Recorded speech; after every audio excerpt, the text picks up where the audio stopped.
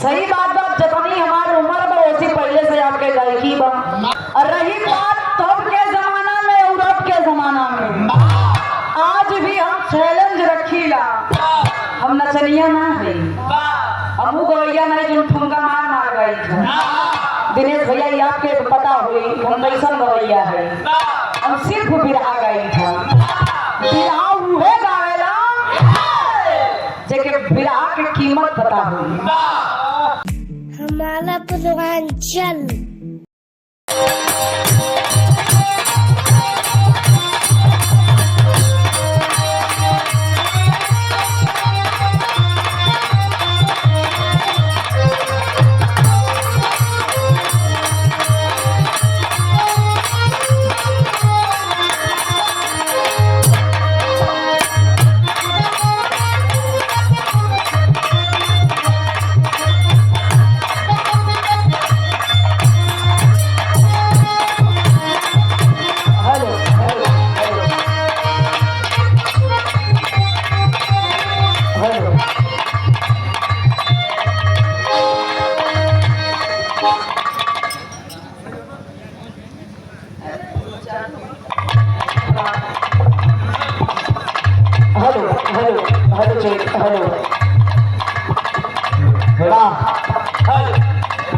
बहुत बहुत धन्यवाद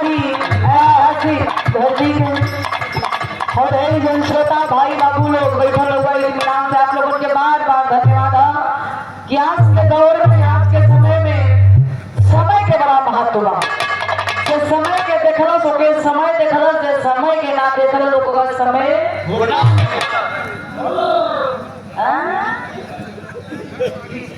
जैसे बोलत है कबो कबो हमारे पाल बिरादरी में जब भेड़ी लेके जाए तब बोल रहे ए भैया बहुत सुंदर बिरहा सुने के मिलल। बड़ी ऊंची ऊंची बात कहाँ से नहीं आ रहा। अच्छा वो बोलिए ए भैया बिरहा के सुने वाले श्रोता आप लोग भगवान हो जेके चहिबा गवा देगा जेके ना चहिबा बैठा देगा। भैया के हमें एक बात बुरा लग गई कि सोती ज्यादा समय ले लेंगे। सही बात बात जितनी हमारी उम्र बा वैसी पहले से आपके गायकी बा। तो पूछे ना दूध पिए वो नेपल वाला खतरनाक है। यहाँ खाना की बड़ा समय ले ना अब खुद ही बताओ ठोकन की पेटवे खातिर इतना दूर आई है। ये दुकानदारी है तो हमारे लगे वो कुछ नहीं है हमारे लगे वही जाएगा। हाँ खुद ही बताओ तो खुद ही गलत हुआ। हम सब तो पागल है।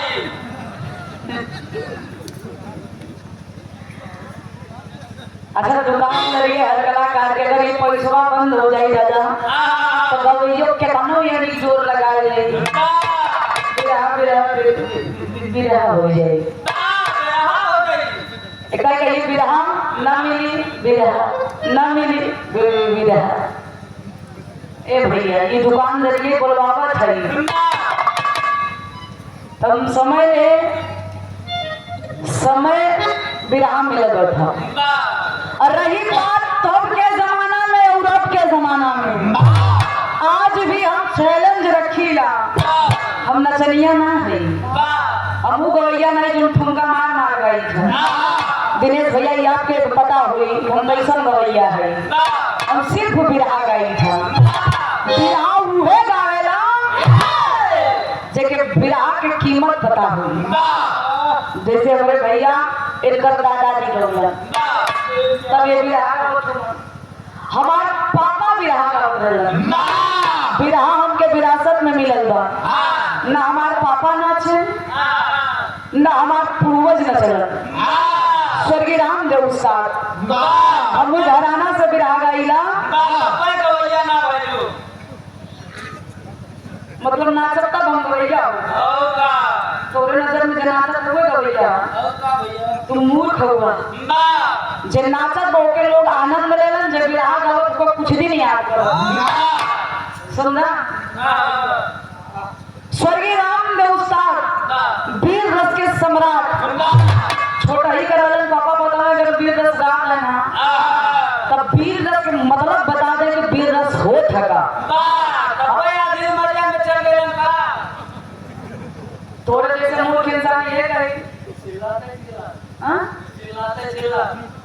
वो करेजा जाए जकरे करेजा रे वही बोली जकरे राम करे बेचारा ना। ए भैया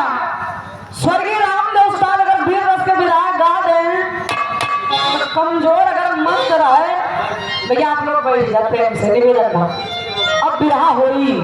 भैया हमरे बतौलन बिरहा के मतलब तो हम बताई कहे से कि बिरहा हमके विरासत में मिलल बा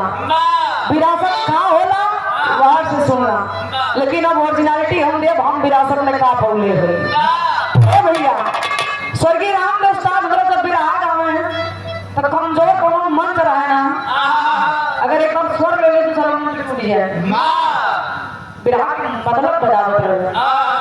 अच्छा खानदानी बिरहा कुछ ऐसे होवे कइला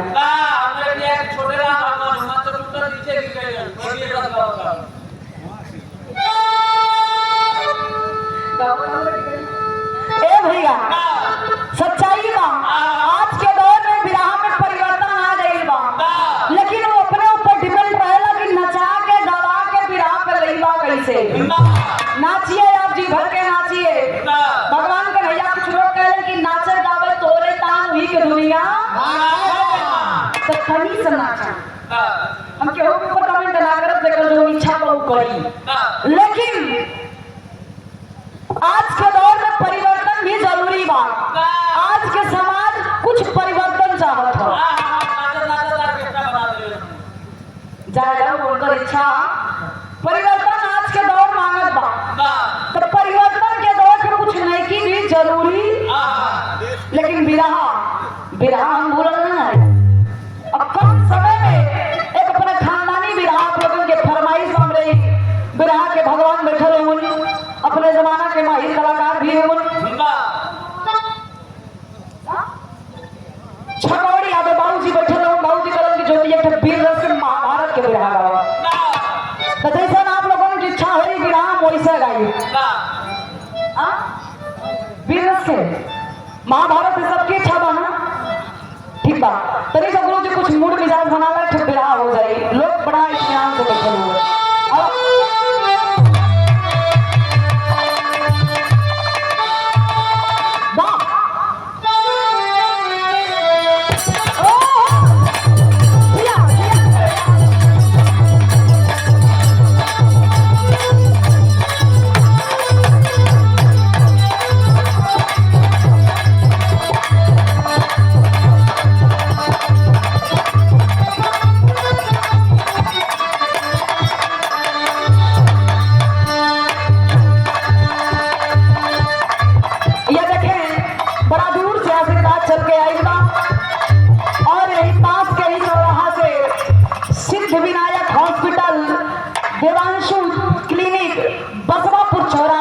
सिद्ध विनायक हॉस्पिटल देवांशु क्लिनिक से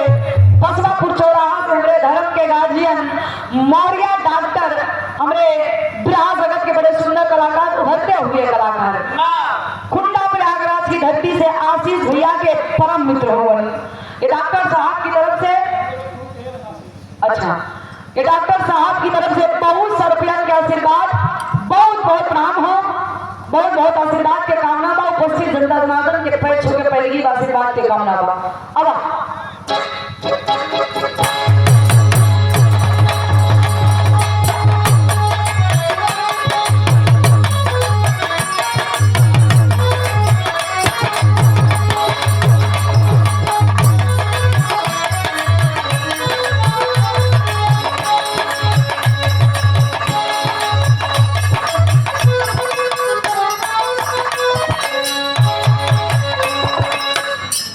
हमारे दिनेश भैया बड़ा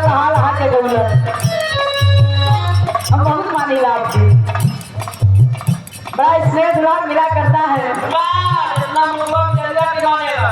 माना था कि काटा था। गाड़ी मामला बड़ा राहुलन, लेकिन हम कुछ ना कहा, बड़ा भाई होगा जो इच्छा कहेगा। कोनो दुल्ही अपने दुल्हा से प्रेम करे और कहलस का कहलस भैया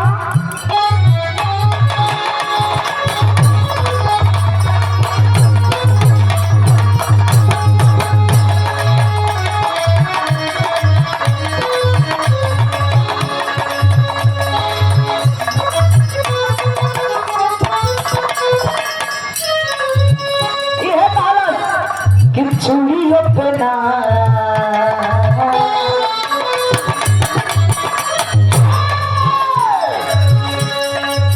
चूड़ी अपना मखमल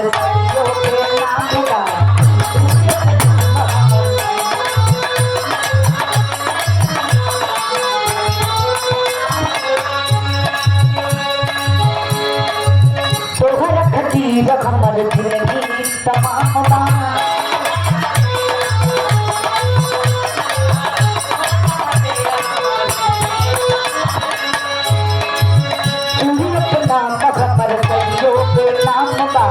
तोहरा खतीर खमल तमाम बा सब भपुरा मोरे मनावा के सब भपुरा मोरे मनावा के बना बना आई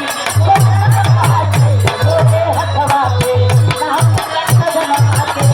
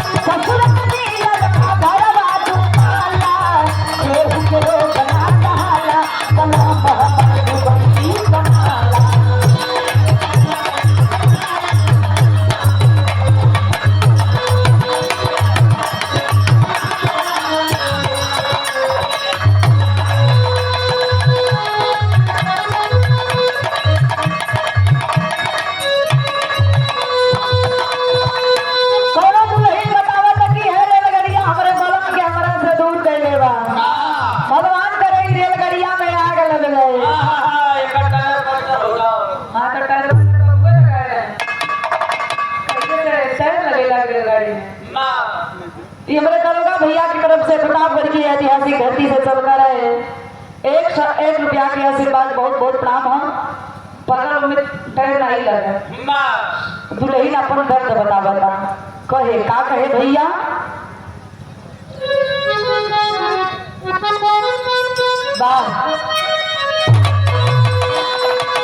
जब लिया लिया करता उड़ावई जब लिया करता उड़ावई तब सुधिया बालक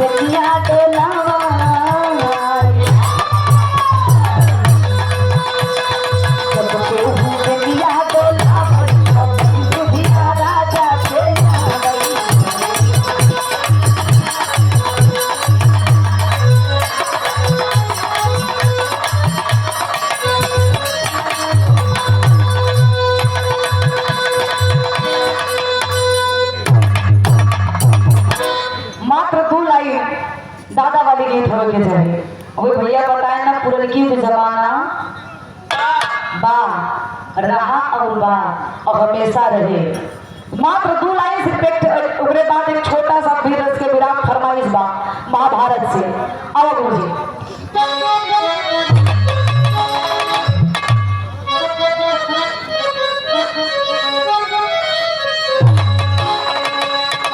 प्रयागराज इलाहाबाद के आन बान शान स्वर्गीय जनाब हैदर अली गुरुजी अखाड़ा भले हमारे गणेश है, लेकिन हमें बहुत 3 जने की रखी है कहे से इलाहाबाद के ब्रह्मा विष्णु महेश 3 जने हैं। यही से एक लाइन काल गए को जब जैसन ना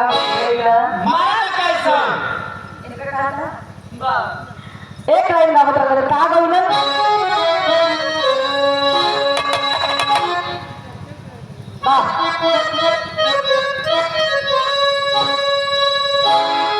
अरे राम लिखली गोरी पतिया ए भैया लिखली गोरी पतिया पिया पर दे कहो लिखली गोरी पतिया राजा पर दे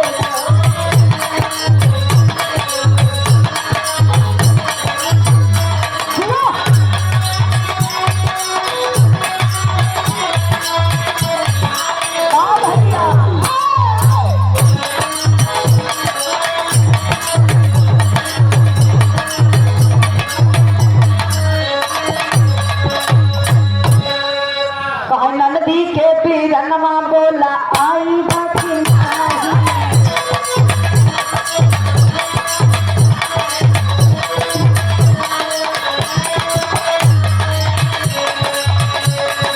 हमारो का पानिया बुझाई बाकी आई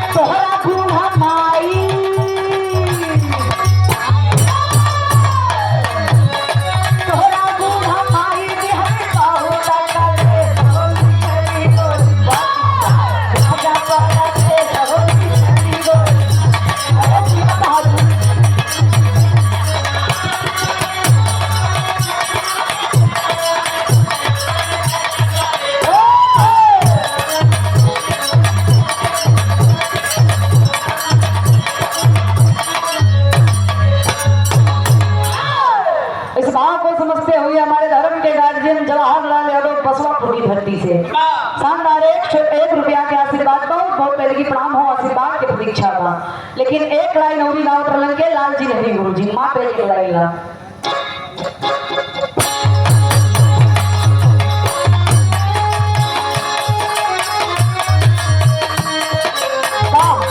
भैया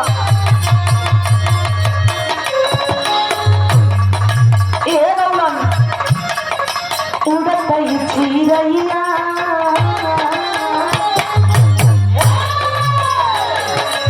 उड़त चिड़ैया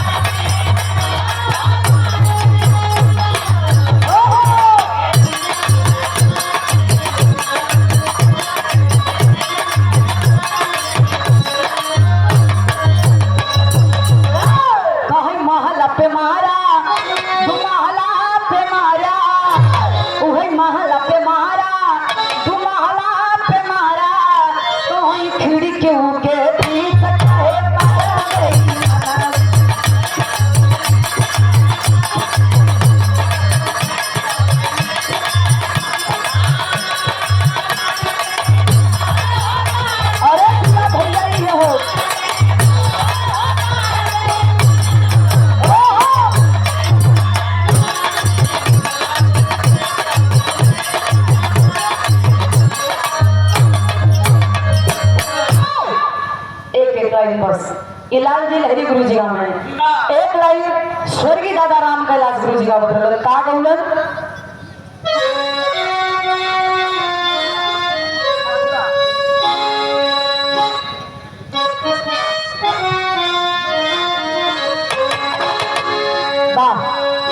यह गावत रहलन मथुरा नगरिया में भरली बैरिया हो, मथुरा नगरिया में भरली बैरिया हो, राधा तो रई नरिया ना आई हो।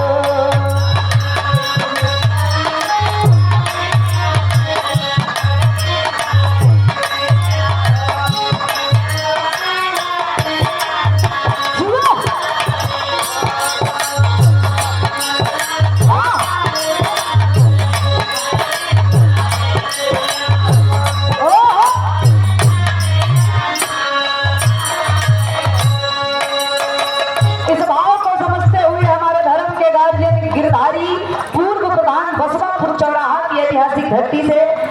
शानदार 200 रुपए का आशीर्वाद सुंदर पुष्पहार बहु 2 पहले की ब्राह्मण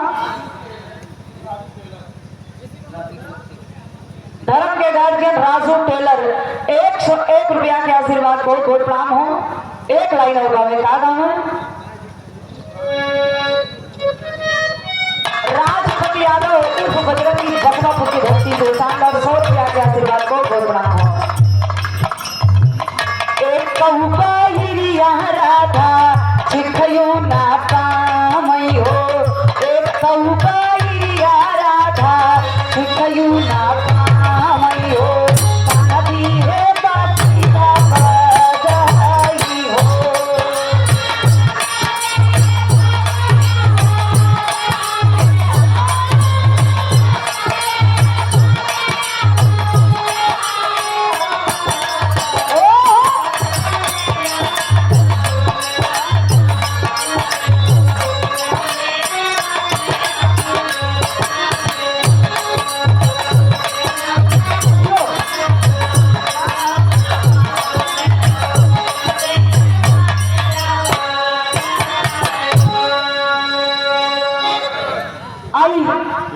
ठंडी के समय भी बा एक छोटा सा महाभारत से वीर रच के बिरहा हम बताइला दुनिया में बाबूजी कबो भी इंसान के घमंड ना करे के चाहिए कि माटी के शरीर भाई मटिया में मिली ना केहू कुछ लेके आइल बा ना केहू कुछ लेके जाए।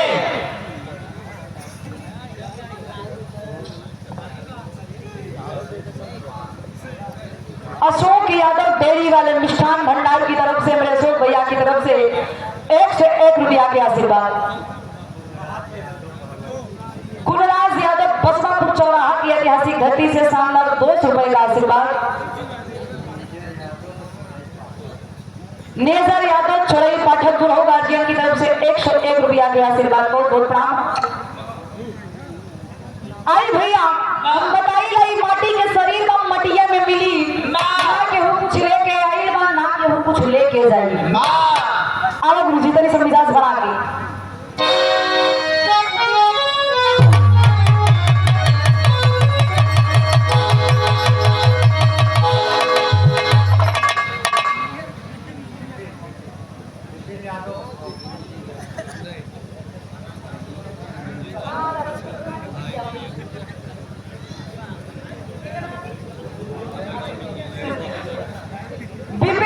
बसवापुर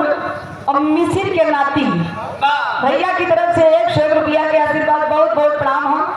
आशीर्वाद के प्रतीक्षा व सकल समाज के प्रति प्रणाम बा आशीर्वाद के कामना हो। अब गुरु की स्वर्ग के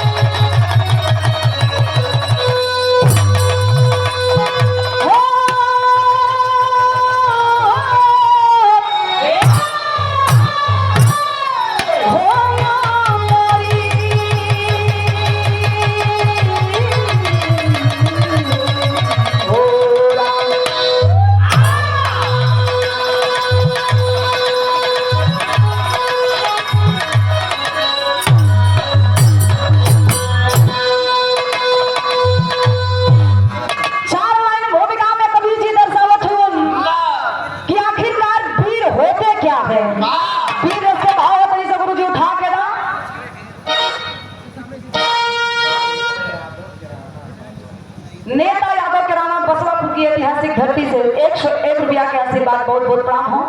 लेकिन भूमिका के अंदाज है गुरु जी कैसे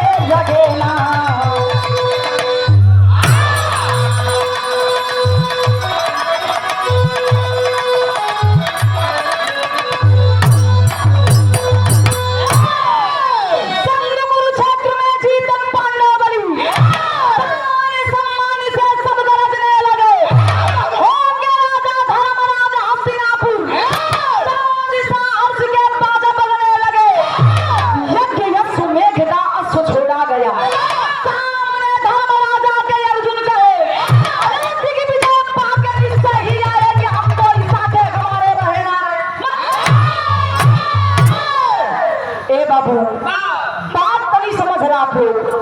बतिया बा कहा थी जोने समय रमेश चंद्र यादव खानापुर की ऐतिहासिक धरती से शानदार 100 रुपया के आशीर्वाद अब निवेदन रहे भैया अब विराम होता शांति रहे धूल कराना बहुत आनंद ले आप लोग। महाभारत की लड़ाई भई कौरव और पांडव में कौरव के हार भई पांडव के जीत। अच्छा इंसान जब कभी कभी औकात से ज्यादा उपलब्धि प्राप्त कर लेगी तब ओकरे अंदर घमंड आवत कि अरे बाप रे बाप मुझसे बड़ा इस धरती पे कोई नहीं है, खुद के शेर समझे और दूसरे के ए भैया अब यहाँ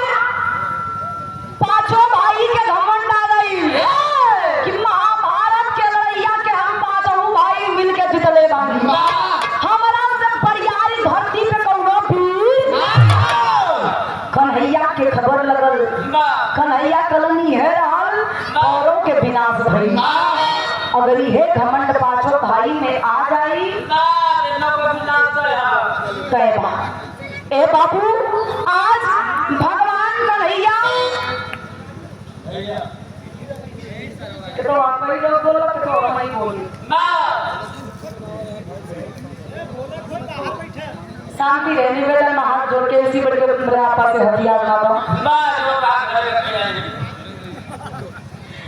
लेकिन गौर करिए पंचो बिरहा पे आखिरकार भगवान कन्हैया अर्जुन से कलन की अर्जुन तू तो वीर हैया हुआ अगर तो के संताबा तो एक थे अश्वमेध यज्ञ करा वो यज्ञ में घोड़ा के अपने छोड़ा और घोड़वा के ऊपर चुनौती निकला जे घोड़वा के पकड़ी तो घोड़ा से ओकरा के बाबू बतिया कुछ ऐसे ही भरे अश्वमेध यज्ञ हुआ घोड़ा को छोड़ा गया अब घोड़वा छूटल बा अर्जुन घोड़वा के मस्तक पे चुनौती लिखलन जो भी इस घोड़े को पकड़ेगा वो मुझसे युद्ध करेगा। ए भैया आज घोड़ा आगे आगे अर्जुन जी पीछे पीछे लेकिन यहाँ विरहा में एक लाइन स्वर्गीय राम देव साथ वाली गजल के नमूना बा कैसे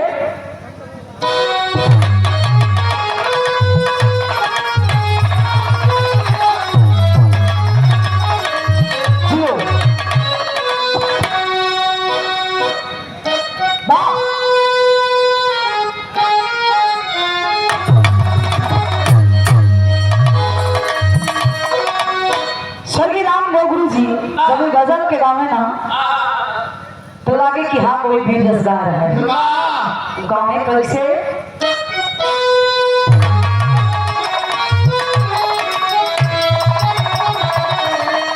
अब कहाँ पे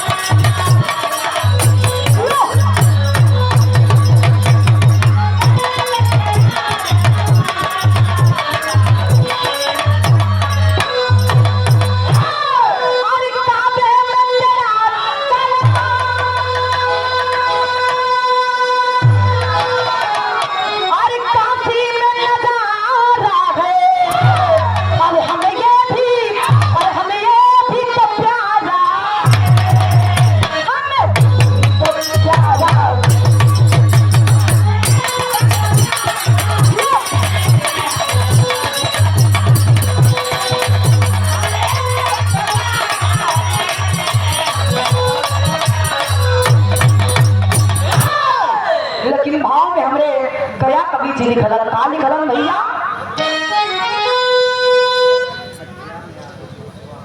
इस भाव को समझते हुए हमारे गार्जियन बुधिराम यादव बसवापुर की ऐतिहासिक धरती से शानदार 101 रुपया के आशीर्वाद बहुत बहुत पहले प्रणाम हो, लेकिन भाव में कहना आप भी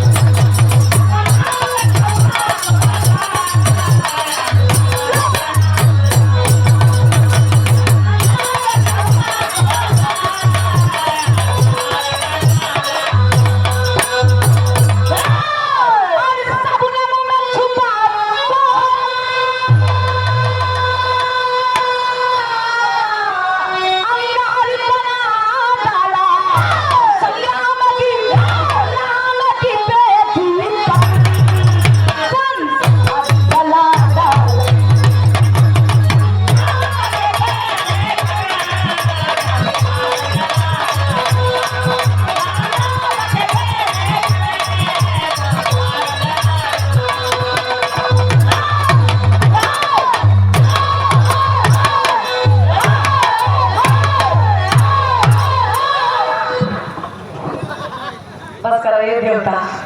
कहाँ था क्या जान दे तो सब जो से चढ़ा। और ये देखिए हमारे धर्म के गार्जियन वर्तमान प्रधान के छोटे भाई जय प्रकाश उर्फ बहु भाई की तरफ से शानदार 151 रुपया के आशीर्वाद भैया के बहुत बहुत पहले की प्रणाम हो। आशीर्वाद के प्रतीक्षा और हमारे प्रतापगढ़ छानाबाद की ऐतिहासिक धरती से फोन पे आएगा, इंटरनेट के जमाना भैया डिजिटल इंडिया हो गया, फोन पे से आई बस शानदार 201 रुपया के आशीर्वाद बहुत बहुत प्रणाम हो। लेकिन गुरु जी कहानी के यहीं से शुरुआत में जौहरी में कह डाला।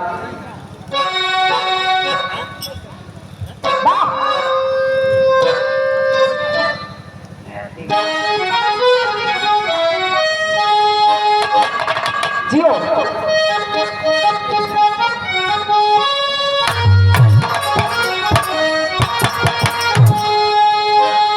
यह बिरहा की कसौटी, बिरहा आखिरकार होला कहां से? स्वर्गीय रामदेव उस्ताद और गुल्लू उस्ताद में जब बिरहा हो, अच्छा स्वर्गीय रामदेव उस्ताद जब गुल्लू उस्ताद में बिरहा हो तो कटी घटा उन्हीं लोगों में हो। भैया बताओ क्या बिरहा बिरहा ना हो गई तो बिरहा हो गई, बिरहा होते ना था जब भैया गौवे ने कभी बिरहा हो ही कहां से? सब अपन जान बड़ा ना लोग तो बिरहा सुने आवल के नटाई खा रहे ना के नर्जी छुपो यहाँ पर सब बचे चाहत हैं। ना ए भैया ये देखें श्याम ठीक है ना,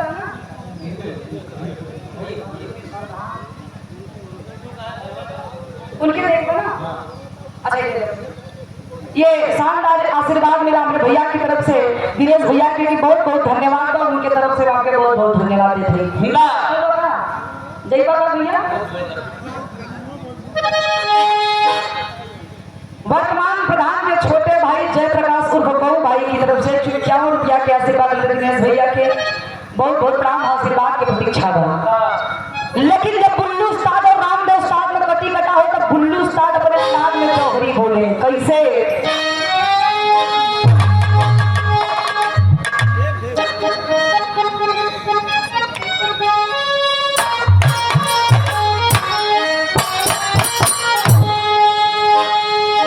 कह रंग दिया लहू से धरती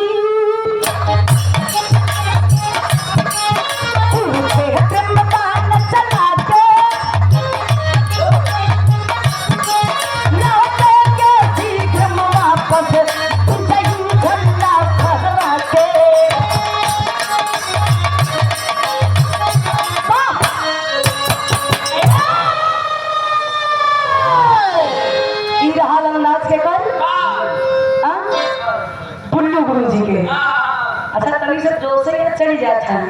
ए भैया ये बुल्लू गुरु जी का, लेकिन रामदेव साहब जब खड़ा हो तब वापस लगावे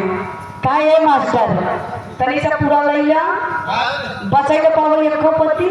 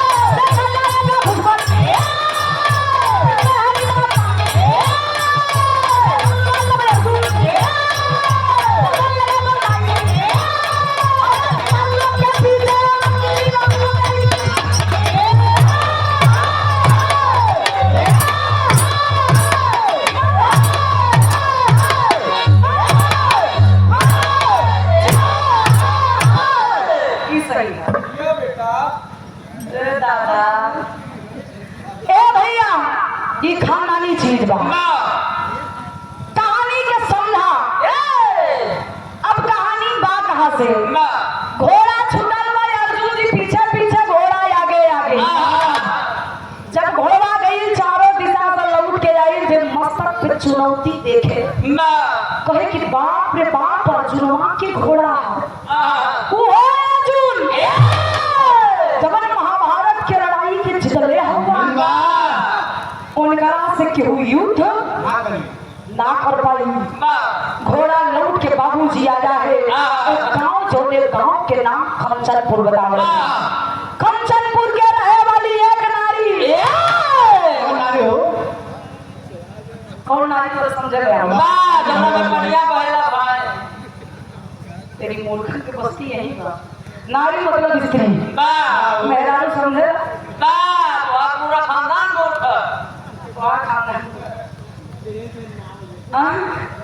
ना ए भैया लेकिन मैं आप पे गौर करा आखिरकार कमचनपुर के रहे वाली प्रमीला जब घोड़ा के देखकर मस्तक पे चुनौती समझ गई कि अर्जुन का घोड़ा है वो घोड़ा के पेड़वा में बधलस अर्जुन जी औरत देखत हो कि घोड़ा बधल बा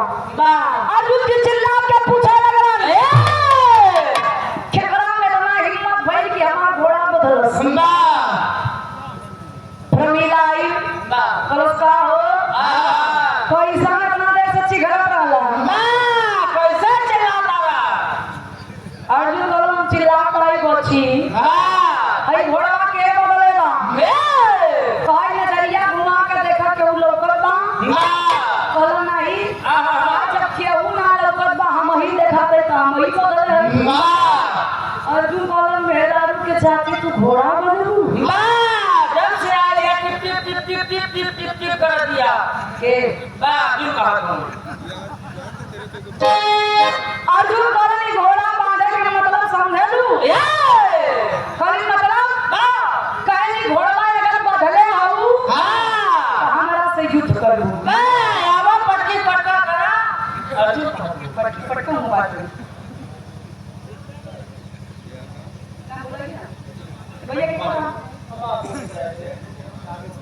राधे श्याम बसवापुर की धरती से 51 रुपया के आशीर्वाद बहुत बहुत प्रणाम आशीर्वाद की प्रतीक्षा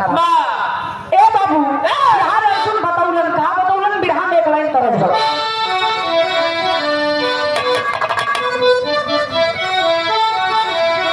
ओए तरज बा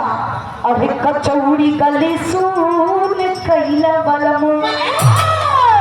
अरे कचौड़ी गली सून कैला बलमु मिर्जापुर के कैला गुला चार हो कचौड़ी गली सून कैला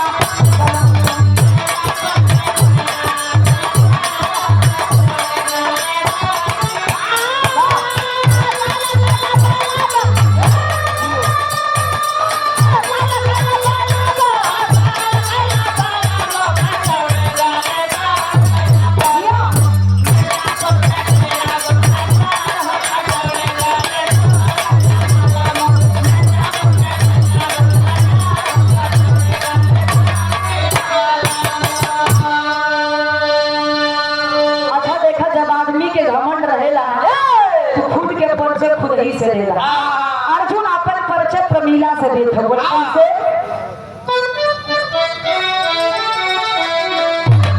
अरे काहे के मराइल तोहरी मतिया,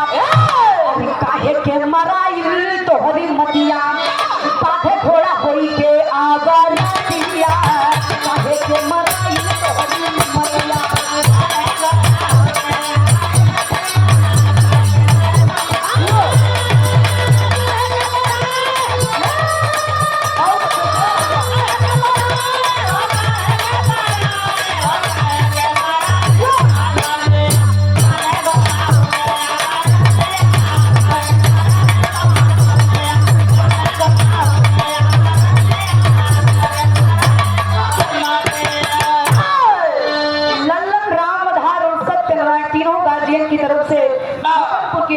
धरती से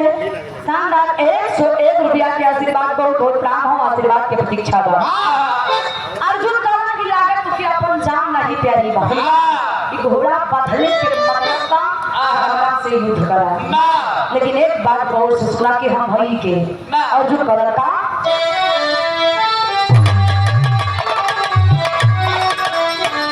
कि यार अर्जुन धनुधारी जाने ला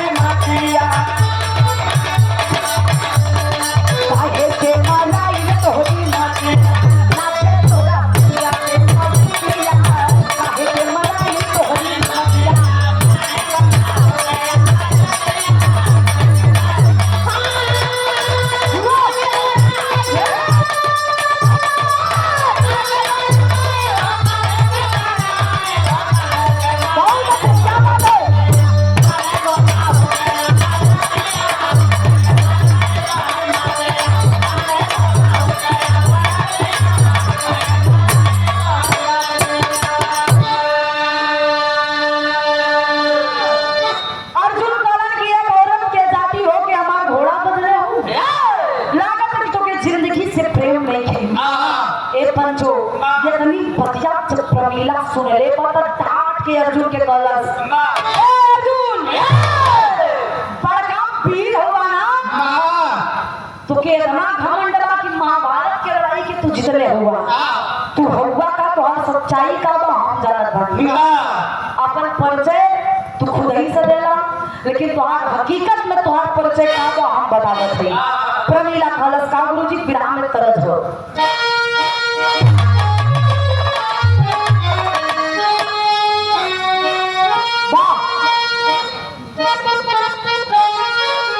प्रमीला बता कि आज ही जरा प्रमीला अर्जुन के कहलस, अरे तो अगर मर्द होता तो ऐसा काम ना करता, तू हुआ का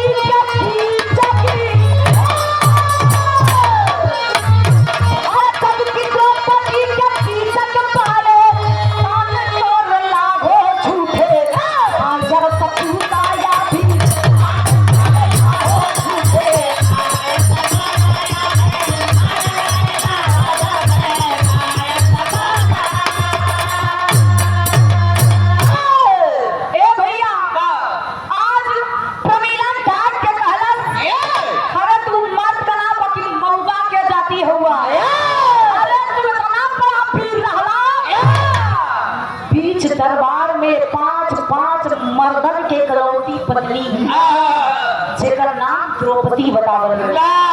तोरे मेहरारू के बीच सभा में दुशासन चीर खिंचलस और यहाँ बड़ा बाप फुलावट हुआ कि हम वीर है। और उस समय याद करा जौने समय कीचक तोरे पत्नी के साथ दुष्कर्म कैला, उस समय कान चूड़ी पहन के बैठल रहला, तब तो हर वीरता नाका में अइलस। आज बड़का वीर बनल हुआ। हे बाबू ये तनी बतिया सुनते ही अर्जुन के मुंह छोड़ के हो गए। बाप रे बाप, तो इतिहास में पलटत बा। कैलन का गुरुजी तेरी के लाइन बा, लेकिन इस भाव को समझते हुए इस मंच पर उपस्थित हमारे गार्जियन बिरहा जगत के महान कवि श्री श्याम लाल यादव गुरुजी की तरफ से शानदार 101 रुपया के आशीर्वाद। गुरुजी के पैर छू के पहली बार आशीर्वाद की प्रतीक्षा पर सकल समाज के प्रणाम हो। लेकिन तेरी में कहना बाबू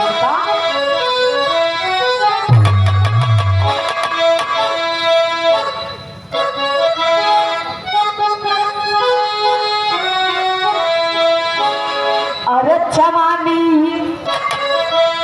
चाटी करके गर्जना, अरे जवानी चाटी करके गर्जना, ये खबर मोछ नहीं है, ये खबर मोछ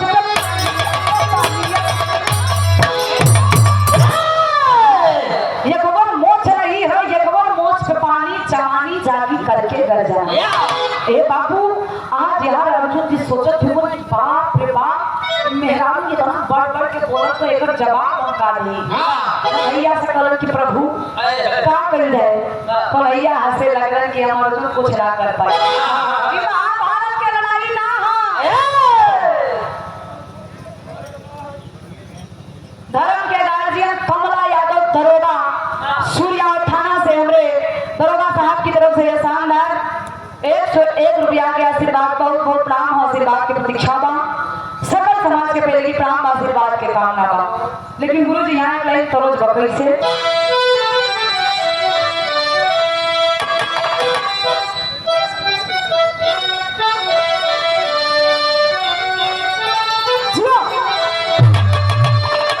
प्रमीला कहलिन का कहलिन भैया,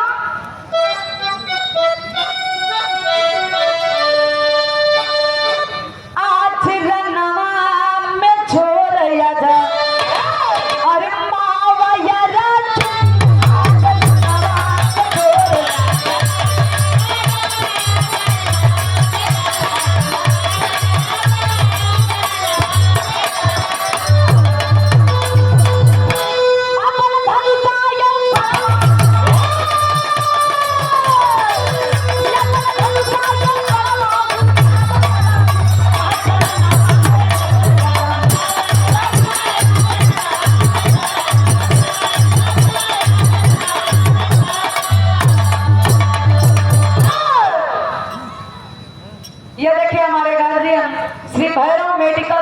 स्टोर बसवापुर के प्रोप्राइटर कृष्ण कुमार यादव उर्फ गोविंदा फार्मास्यूटिक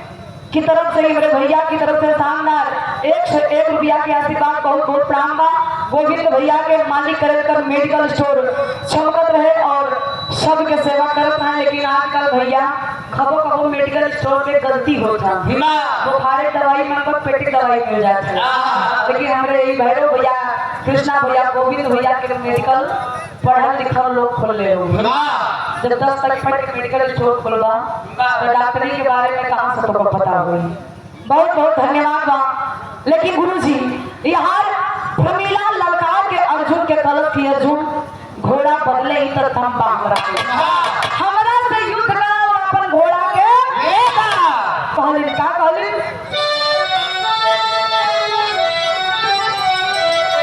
अरे हंस के बचन बोले है मुरारी के हुए के रक्षा न करब धनु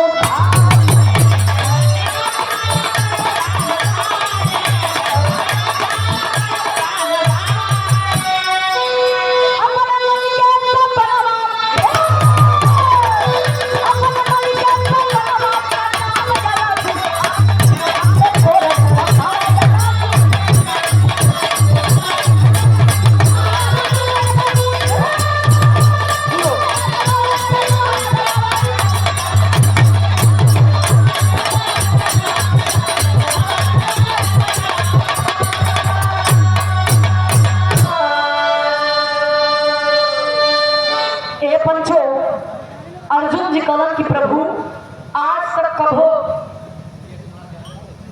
यदुनाथ यादव बसवापुर की ऐतिहासिक सरजमी से शानदार 101 रुपया के आशीर्वाद बहुत बहुत करेगी प्रणाम हो आशीर्वाद के प्रतीक्षा भाव के पता बचे मशीन भी ठंडी में नुकसान करत ए भैया लेकिन यार प्रमीला ललकारत था अर्जुन कवन को भैया आज तक वो मेहरारू पे हम अपन ताकत ना देखई लेकिन आज तो लागत पर देखवई के पड़ी कुछ उपाय बतावा कन्हैया हंस के चल देला ने भैया लेकिन यार होत का बा कहना कैसे लाइन चेंज हो गई विराम सर्वी राम दोस्तान वाली तर्ज बा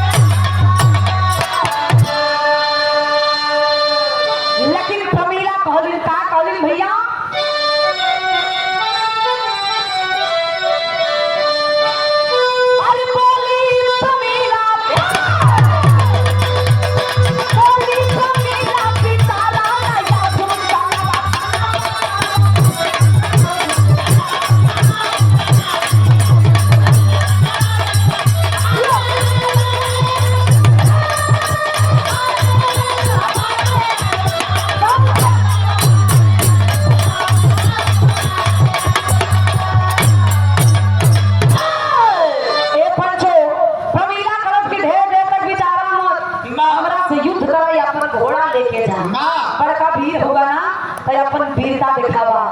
ए भैया अर्जुन जी सोचत हुआ लेकिन यहाँ प्रमीला कहिए का कहिए भैया और सेना से कह दो लड़े जोर भर के जाओ घोड़ा समर जी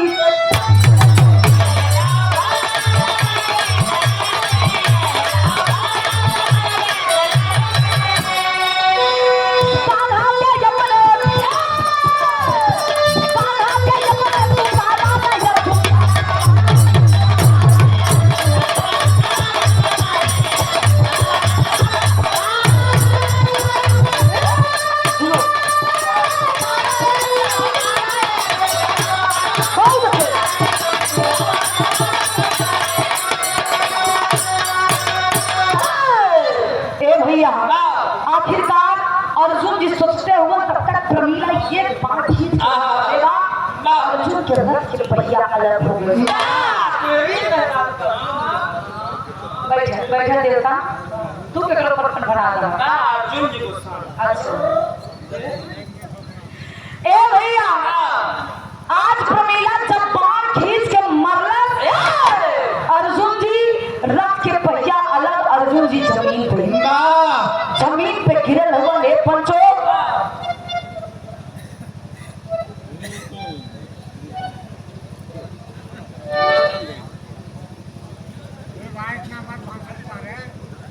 छोड़ई पाठक मेजर यादव कैलाश नाथ के मार्गदर्शन पर चलने वाले हमारे दोनों गार्जियन की तरफ से 101 रुपया के आशीर्वाद बहुत बहुत काम हो आशीर्वाद के प्रतीक्षा हो ए बाबू अर्जुन जी जमीन पे गिरलन कुछ क्षण खातिर भी होश हो गई उठ बैठे बेटा का भया होश आई हो ये पंचो जब होश आई ज्यादा जब होश आई तो अर्जुन जी देखत हो कि हम जमीन पे गिरल बानी अच्छा अगर एक वीर पुरुष जमीन पे गिर जाई तो बाप रे बाप ओकरे लिए सोचनी वाली बात बा पानी लाल मन होई त जीते जी मर जाई अर्जुन जी घबरा के उठला और कैलन बाबू जी चौरिया के भाव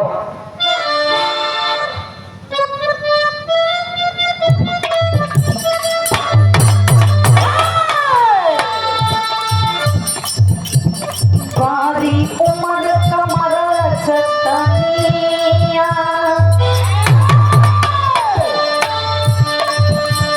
बाबू मन कमर लचकनिया कोई राती नहीं होरी के पानिया होरी के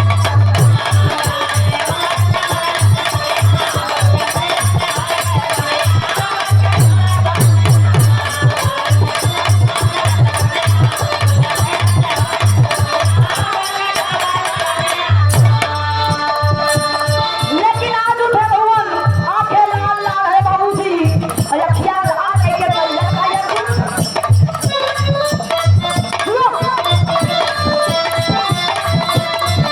अखियां लाल लाल कर खुशी के लाल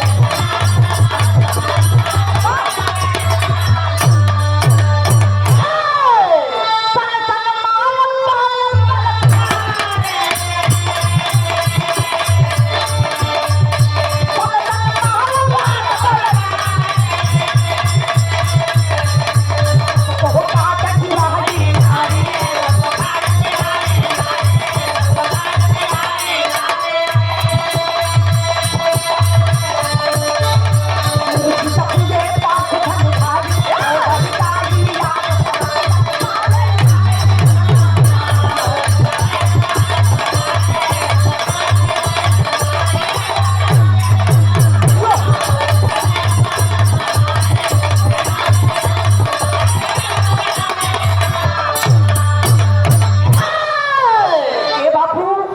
अर्जुन जी खड़ा भइल और धनुष बाण निकलना प्रमीला के बाण के जवाब देत हो लेकिन प्रमीला के एक बाण अर्जुन के चार बाण के काट के एकदम सब्जी नियर बिछा देत एक तरफ से सेना के काट कर गिरा दी अर्जुन के अखिया की खुली मोड़ा के बाग बावर हुई बाप रे बाप महाभारत के ऐसा लड़ाई जोने में हम जीते और एक नारी आज पूरी सेना के काट के बिछा देलस और हमार ये कहू बार काम ना करत बा कहां से आए लिए ए बाबू अर्जुन जी खिसिया के गलती करे चलन वो गलतियां बा का विराम में पहपट के लाई है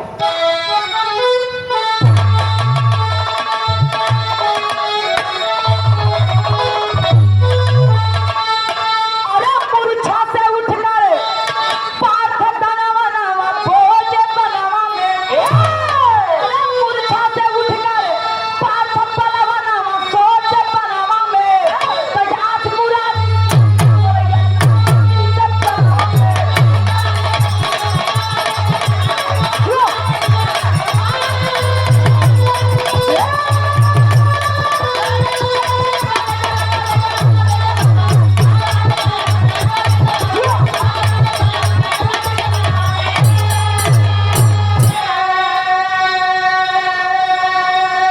अरे जग में बचा सकता नहीं नारी की कोई मोहन यत्र साध के मारे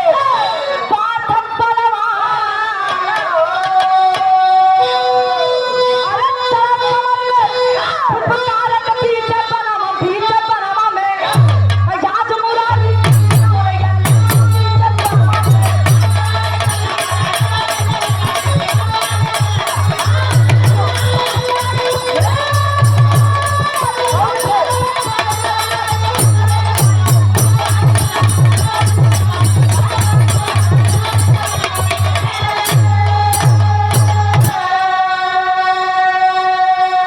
ए पंचो प्रमाण मिला है जिस समय महाभारत की लड़ाई हुई भगवान कन्हैया ने अर्जुन को एक अस्त्र दिया था जिस अस्त्र का नाम मोहन अस्त्र बताया गया जोने अस्त्र के कोनो काम नइखे बनल रहे कन्हैया कलन की बेटा अर्जुन ए अर्जुन आप सुना ना करण अर्जुन ध्यान दिया अगर यश के कबो जिंदगी में चलेगा तो पूरी दुनिया खत्म हो जाएगी ए पंचो लेकिन अर्जुन कहल कि प्रभु आज हमरे ऊपर संकट टूटता या प्रभु भाग गईला ना आज हम ई बात चलाले चलत बानी दुनिया रही त रही जाई त जाई सारा घर मारे न छोड़ के का कहे भगवान का सार कहे ना वाह ए भैया कन्हैया के याद कैलन अर्जुन कहलन आप बात बेटा पे बात इन मेहरारू के हाथे अगर हार गईली तो दुनिया में मुंह दिखावे लागे एक पंचो मोहन यश के याद कैलन जब मोहन अस्त्र आई बा तो प्रणाम कैलन और चला दिया मोहन अस्त्र को मोहन अस्त्र फुटकार की चल बात कमर में प्रमीला की तरफ जब प्रमीला की तरफ गए तो और का गुरुजी आधा के भाव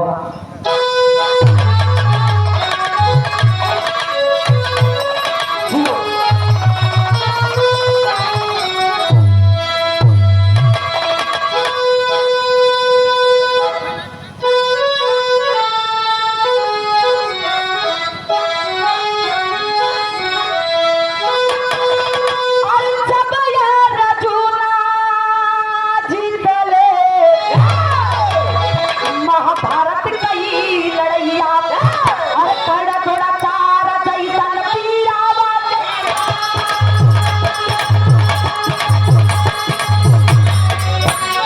अरे तुमने यात्रा के ताबो जिंदगी मत हुआ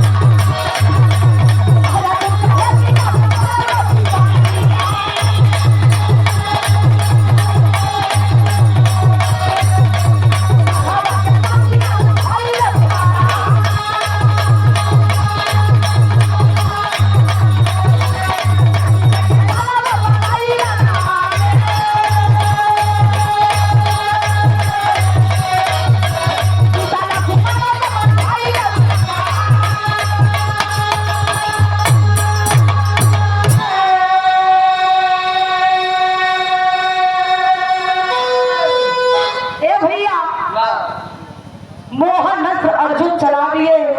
प्रमीला के पास जाके मोहन अस्त्र प्रणाम कर ले और प्रणाम करके जब मोहन अस्त्र लौट आई तो अर्जुन की आंखें खुली रह गई बाप रे बाप ये कोई साधारण नारी नहीं है इससे मैं क्या ब्रह्मा विष्णु महेश भी नहीं जीत सकते अर्जुन के चिंता हो गई कन्हैया के आप कलन किए कन्हैया तो आज मोहन अस्त्र भी काम ना कैले बा आज हमरे विपत पड़ल हमार समय के बचपन के मीत रहला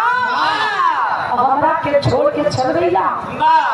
तब तक यहाँ बाबूजी खिसिया के प्रमीला ये बाण मार ले बा अर्जुन समझ ले कि अब जान ना बची अर्जुन जी भागत हो न बाण पीछा कैले बा अर्जुन भाग के गईलन कहां कन्हैया के पास हाथ जोड़ के प्रणाम कैलन कन्हैया से कहलन कन्हैया जावा बचावा ना तो याद मेहरारू ही ले कन्हैया हंसे लगलन हो गए मेहरारू से उड़बा लड़बा घर का भइल अर्जुन बड़ा पाप फुलौला बस कहले प्रभु मेहरारू से न लड़ा अर्जुन कहलन कन्हैया का बतौलन गुरुजी खड़ी के रहेगा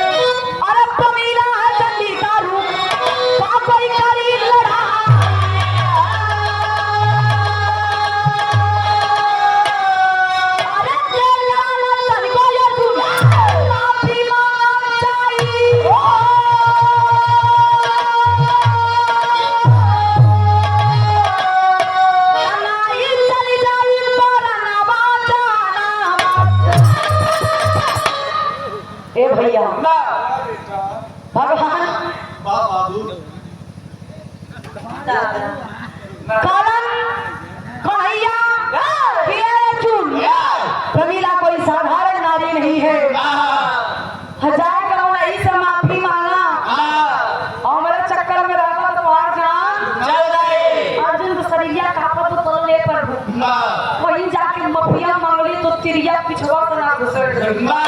गलत नहीं है अर्जुन, वो क्षमा की देवी है, क्षमा की देवी है, दया की देवी है, हमेशा क्षमा कर देती है। अगर आपको पछतावा है तो जाके माफी मांग ला, जो पाप करे है। ए भैया अर्जुन के संधौलन, जब संधौलन पर भील का गुरु जी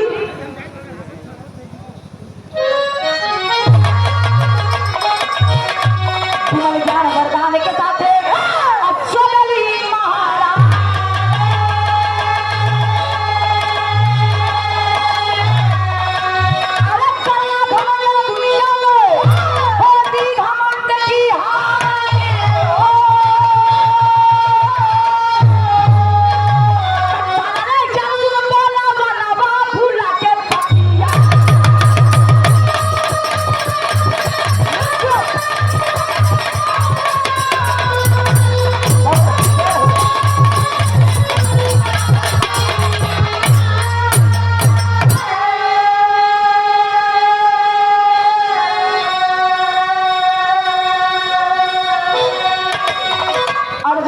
जब प्रमीला से हाथ जोड़ के पैर पे गिर के माफी मांगे लगा,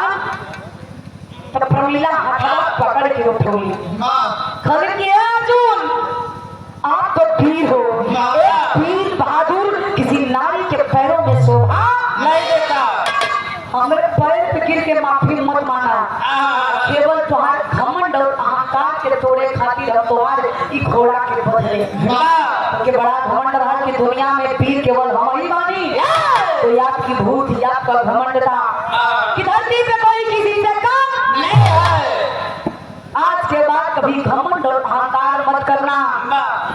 जिस दिन तुम्हारे अंदर घमंड आया तो समझ लेना कि उसी दिन तुम्हारा विनाश तय है। अर्जुन के हाथों पकड़ के उठली और घोड़वा के देवी, ए बाबू कहल गई बात दुनिया में अगर आपके अंदर कभी भी घमंड आया तो समझ लेना कि विनाश निश्चित है। जैसे चढ़ल होला, चढ़े में टाइम लगल लेकिन उतरे में टाइम ना लगे। छते पर से केहू ढकेल देई वो हाल होला। खजूरी पर से चला हुआ। हां ए भाई, यही से हम बताइए कि दुनिया में कभी किसी को घमंड नहीं करना चाहिए। अंतिम लाइन में करना बसंतधारी या तो बसवापुर की धरती से गार्जियन की तरफ से क्या मुटिया क्या आशीर्वाद बहुत बहुत प्रणाम। अंतिम लाइन में कहना बाबूजी।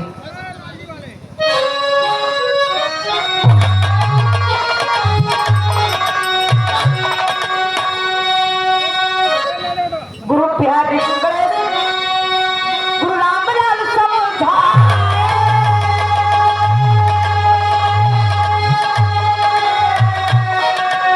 अरे चंद्रिका रामदेव जी दया है बाज सदाए।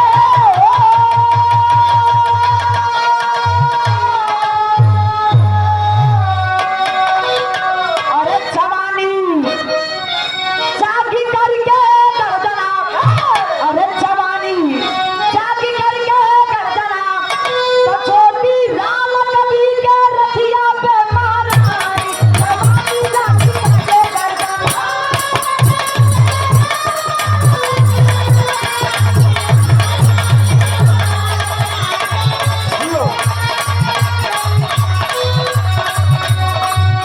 इस बात को समझते हुए हीरा लाल यादव भूतपूर्व सैनिक हीरा फौजी ट्रेवल्स के नाम पर ये शानदार 101 रुपए का आशीर्वाद बहुत बहुत प्रणाम। हमारे यही से कार्यक्रम समापन में लेकिन पहले